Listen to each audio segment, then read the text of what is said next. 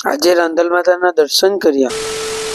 બાપા Sitaram mini vlog દિવસ 41 સવારે ઉઠી તમામ ભગવાનના દર્શન કર્યા। બાપા સીતારામના આશીર્વાદ લઈ આપણે હોલ તરફ જવા રવાના થઈ ગયા હતા।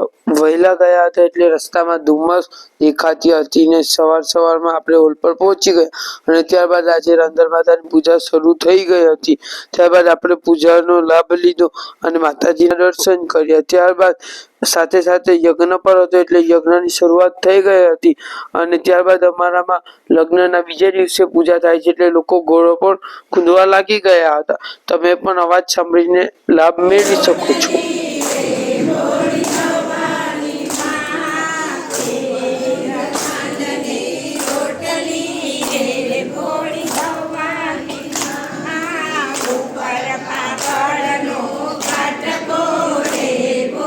ત્યારબાદ બપોર પછી આપણે ઘર તરફ જવા રવાના થઈ ગયા હતા અને આજનો દિવસ આમ જ પૂરો કર્યો।